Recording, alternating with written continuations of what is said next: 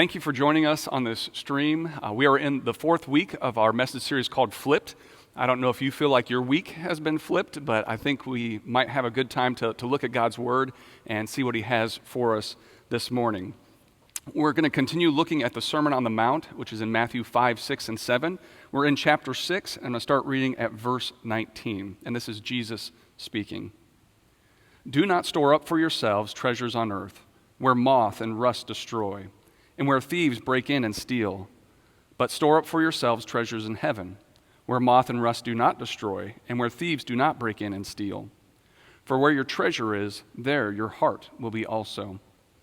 The eye is the lamp of the body. If your eyes are good, your whole body will be full of light. But if your eyes are bad, your whole body will be full of darkness. If then the light within you is darkness, how great is that darkness? No one can serve two masters. Either you will hate the one and love the other, or you will be devoted to the one and despise the other. You cannot serve both God and money. This is the word of God for us this morning. My brother is 2 years older than I am, and so he got his driver's license first, and the car that he got to drive was our 1981 baby blue Datsun. It was not a cool car for two guys to run around town in, but it got us places, and so we would use that car to get around Marion as we grew up. I still remember one day we were coming along this long road, and there was a big dip in the road. And he even had the sign to warn everybody about it. And as I saw it, as the younger brother, who's supposed to kind of encourage your older brother to do crazy things, I just said, floor it. And I was hoping we'd kind of fly like the Dukes of Hazzard. And so he did it. I couldn't believe it. He pushed down on the gas. We hit that dip, and I got some air in my seat. And then when we came back down, I imagine there were sparks flying as the car hit the bottom there and hit the pavement. And we were both laughing. It was hilarious, but also a little concerned that the car might just fall apart because it was a bit old. And as we got 2 blocks away from that dip, the car sputtered to a stop, and we could not get it started again. And so we assumed some pieces must be back at the dip, and apparently important pieces because the car wouldn't start. And so we called our mechanic, which is my grandpa. And so he came over and he looked the car over, and we explained how we accidentally were going too fast when we hit that dip. And he didn't see anything wrong with the car, and so we had to call a tow truck and have the real mechanic come and get it. And when they did the diagnostics, they looked at it, and what they found out was that it was out of gas. Our tank was empty. And, most of the time when you find something's empty, it's not a good thing. Like finding your empty bank account or refrigerator, or right now, empty businesses or an empty church building. It's not a good thing. But in this instance, it actually was a good thing for us to know that it was the gas tank that was empty. Otherwise, it could have been this really expensive repair on a car that wasn't worth very much. And so we were kind of glad that it was an empty gas tank because all we had to do was put some gas in it. And so it just changed our perspective a little bit on the problem that was going on with that car. And I thought about that as I thought about this scripture passage and all that's been going on around us. We've been going and following Jesus in the Sermon on the Mount, and He's trying to help us flip our perspective on so many different things, trying to help us look at things differently as we live our lives as followers of Jesus. And so we're going to look again at this scripture and see how Jesus might use it to change our perspective and help us to see things a little differently around us. In the beginning of this passage that we're looking at, Jesus basically says that we should not store up treasures on earth, but we should instead build up treasures in the kingdom of heaven. And most of the time, I think many of us take this, we look at it, we say, okay, yeah, we should keep our focus on building our wealth for the future. In heaven, after we die, that's where we're going to go, so we want to have our wealth there and not build up wealth here on this earth. And I think that's a little bit of what Jesus is saying, but I think there's a whole lot more to it if we look a little more closely at His words. And He begins by talking about the wealth of the people around Him, the people that He's speaking to in that crowd, ways that they saw wealth in their culture. And He said that those things, those pieces of wealth will disappear. They'll be destroyed. It says that moth and rust will destroy, and thieves will break in to steal. As I've been looking at this scripture this week, I've been changing it a little bit and saying where moth, rust, and virus destroy, and thieves break in and steal, just with everything kind of being shifted by this virus. But the moth is there to eat fabric. And many people in Jesus' time, a way they showed their wealth was their clothing. What they wore showed how much they had. And so they put a lot of their value into their clothing. And Jesus is saying, moth are going to eat that fabric right up. And then he says that rust will destroy. And for us, I think that's pretty good because we put a lot of resources into things that tend to just sit there and rust and just disappear. But actually in scriptures and other translations, there are different words there. And as you're watching this, if you look at your scripture and you see a different word, you might want to put that in the comment for others to see. But I saw one other translation had vermin there instead of rust. And I think what Jesus was pointing at was kind of rodents, because one way they stored wealth was in kind of their crop storehouses. And so rodents would get in there and eat the crops that they were storing up as their wealth for the future. And so Jesus is saying those things will be destroyed. As I said, I threw in virus because I think this coronavirus has just changed everything and flipped things upside down, and it has taken away from many people things of great value, including their job, their employment, which gives them purpose and meaning and the resources they need to live. And so those things are temporary, they go away. And then Jesus says also that thieves will break in to steal. And back in those times, they didn't have banks to put their money in or credit cards to use. And so they kept all their goods for trade in their houses. That's where they had the things that were valuable. And so people could come and take those. And so Jesus was warning them, don't put all your value in these things that can go away. He says, instead, I want you to build the kingdom of heaven. Build up treasures in the kingdom of heaven. And as he says that, this is where I really want you to pay attention, to listen, to think differently, and maybe flip the way you look at this passage. Because when Jesus says the kingdom of heaven, he's not talking about that place you go when you die. But that's often what we think of as heaven. It's in the future, it's off there, and that's where we want to put our focus. But to Jesus, heaven is where God is. Heaven's where God is.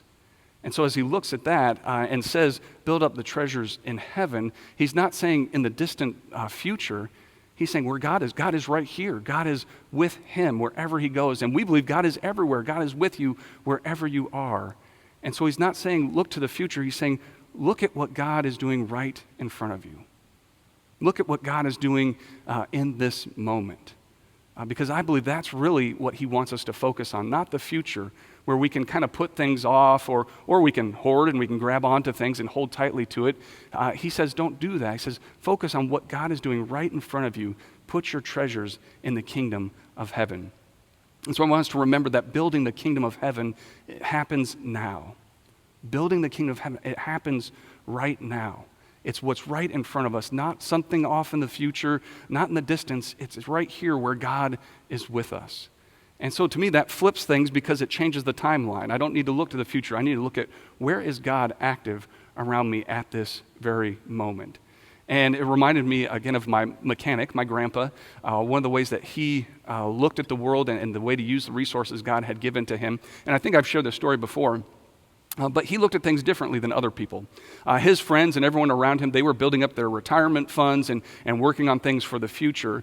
But my grandpa decided that with his resources, he was going to help his kids and his grandkids whenever they needed help. He wasn't going to wait till the end of his life or anything. He was going to help them where they were. And what that looked like for Helen and I is when we moved back to Iowa many years ago, we'd been married for 2 years. We had a new baby. We had just come here. Helen was going to stay at home with Jameson and care for him. That was her work. And I was going to work at a small church with a matching small salary. And so that was what we were going to be doing. And we had a lot of seminary debt to pay off. And so what my grandpa decided to do was every month he'd send us a check and told us that was to go towards our student loans to help pay those things off. And as I said, all of his friends were like, stop doing that. You need to keep that money for yourself. You need it for your care, or you can leave it to them in an inheritance when you're not here any longer if you don't use it all up. And he didn't want to do that because he thought they may not need help then, but they need help right now. And so he wanted to help us when he thought that stage in life would be the most helpful for us. And eventually, he did have to stop giving us those checks. And he came to me and apologized. And I said, don't apologize, Grandpa. You've been helping us in this difficult time to get some solid foundation for our life. And it has been a huge blessing. But he figured he needed to watch for the things that he needed for care in his end of life. And so I said, don't apologize. You have been such a blessing. I just love his logic of seeing the need was right there. And who knows what the future holds. And I wonder if we're in that kind of moment right now. Everybody around us has been kind of grabbing on to what is mine, making sure I have enough, warning against hoarding, do you have enough toilet paper, all those kind of things. And I wonder if instead we need to shift our focus and not just hold on to those things, but instead say, how can I build and put my treasures in the kingdom of heaven? How can I see what God is doing and invest what God is doing and not be fearful and hold back? You see, I don't think Jesus wants us to have this spirit of fear or anxiety, no matter what's going on around us, because all the time there's going to be things that will take our attention away and cause us to move into that spirit of fear and anxiety. But I think he wants us to have a different kind of spirit. I think Jesus wants us to have the spirit he talks about at the very beginning of the Sermon on the Mount, at the very beginning of chapter 5 of Matthew's Gospel. Matthew 5:3, Jesus starts the first blessing he gives. Blessed are the poor in spirit, for theirs is the kingdom of heaven. Blessed are the poor in spirit, for theirs is the kingdom of heaven. And I just love that idea as we talk about riches, that Jesus says, blessed are the poor in spirit. And so we don't often aspire to be poor, but maybe because Jesus says that it's blessed to be there, maybe we should aspire to be poor in spirit. But what exactly does that mean? I think poor a lot of times we think means limited or lacking. And so is Jesus saying we need to lack faith, have this poor spirit, we lack it? I don't think that's what he's saying. As I've looked at other scholars and what they think this poor in spirit means, really the thing it means is to be humble in spirit, to have a humble spirit. That's what we're called to have, that we're to humble ourselves, not think more highly of ourselves than we ought to, not be self-reliant or self-focused, instead rely on God. And so poor in spirit equals humble spirit for us. The poor in spirit means humble spirit, that another way to think of it is we empty ourselves out. We change our focus from what we think is important and shift it to what God says is important. So we empty ourselves and allow him to fill us up. And I can see how those who are poor in spirit, then the kingdom of heaven is theirs because they've given up what their focus is and they've changed it to the focus of what's important to God. And so they see the kingdom of heaven all around them because their focus has shifted. And really that's what Jesus talks about in the rest of this passage. The second part is about our eyes and whether we have good eyes or bad eyes, whether we see light or whether we see darkness. And really it's all about what our focus is on, our attention. If our focus is on ourselves or our focus is somewhere else, we see darkness, and that will just bring more darkness into our lives. But Jesus says if we want the light, then we focus our eyes on the light, on Jesus Christ. That's where we put our focus and our attention. And one of the great scholars, N.T. Wright, said on this passage, he was saying, comparing our eyes to the headlights of a car, that your car goes where the headlights are pointing, and in the same way, our lives go in the direction that our eyes are looking, where our focus is. And if it's focused on the light, there will be more light around us. And then Jesus finishes off this passage by saying that we can't serve two masters.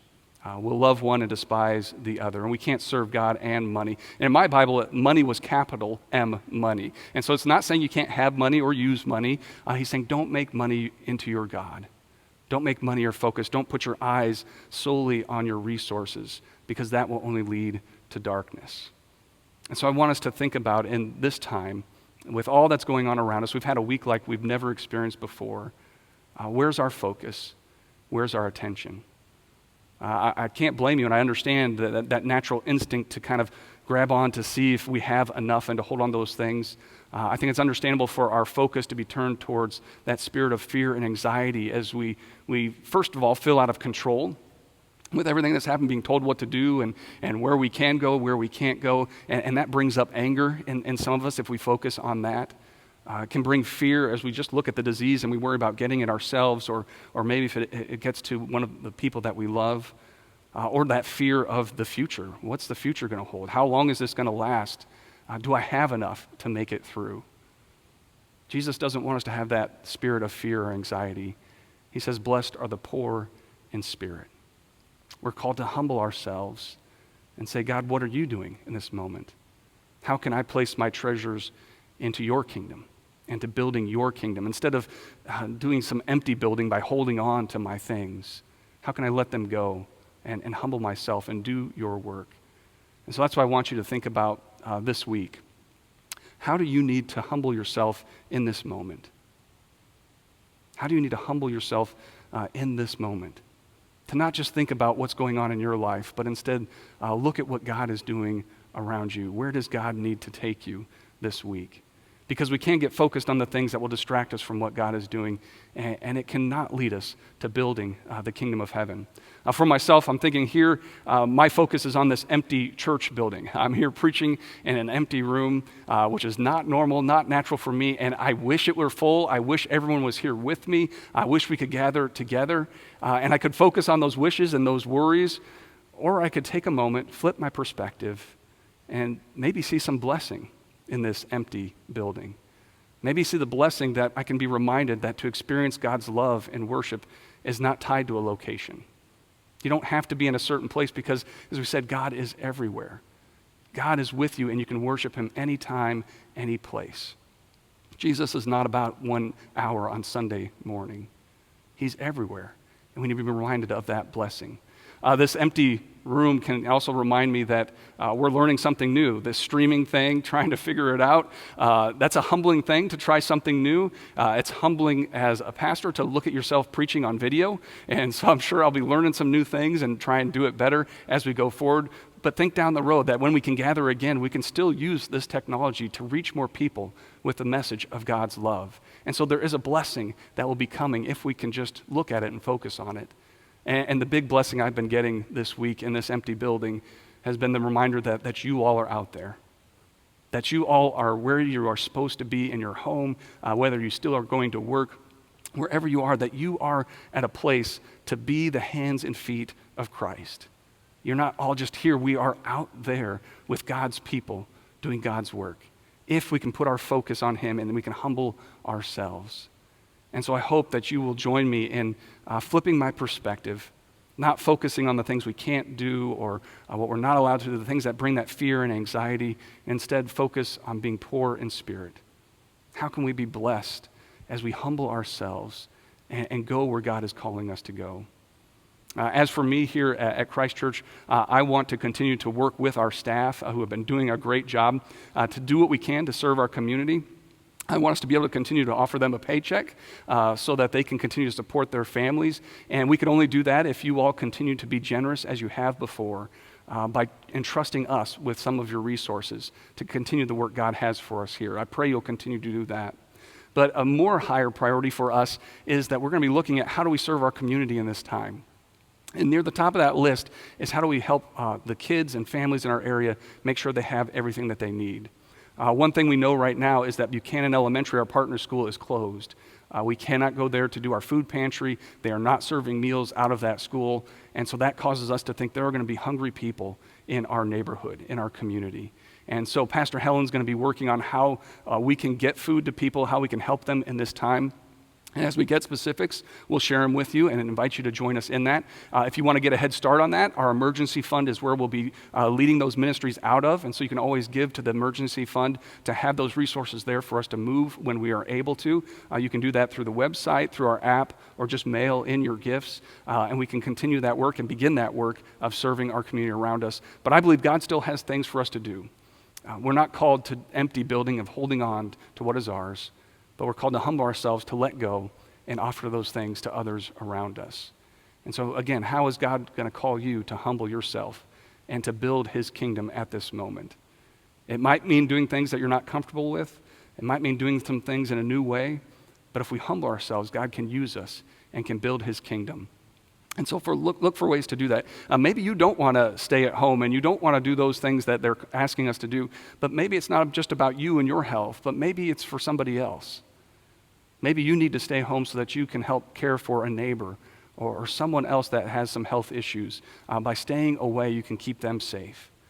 Maybe you can humble yourself and be willing to try some new things, like with technology, having a small group that meets through Zoom, a video chatting software. And I've heard a couple of them have already done that. My group's meeting tonight to do that. Maybe it's reaching out in that new way. Or maybe it's writing letters, or even, those things we use to text and to go on Facebook. You can also call people. It's amazing, and talk to them kind of voice to voice. And so maybe there's a way you need to reach out. Sometimes that takes some humbling to do that. Or maybe you need to humble yourself and ask for help.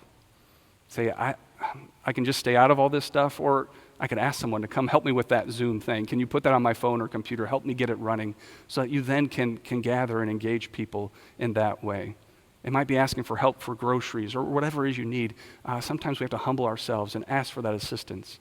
Be willing to do that as well in this time. Through all of these things, we need to be focused on what God is doing.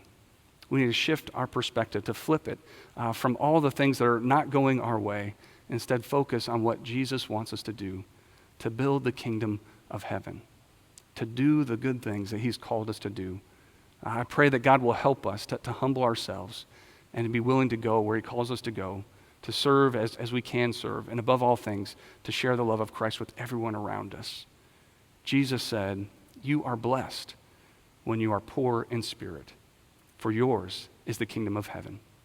Let us pray. Gracious God, I thank you for this reminder that so many things around us are temporary, but you are eternal, you are forever. May we turn our attention to you, and may you humble us. Help us to empty ourselves out so that you might fill us then with your joy and your love for other people. Help us to see the ways, new ways, that we can reach out and care for one another. And help us to do all we can to build your kingdom and not our own. I pray all these things in Jesus' holy and precious name. Amen.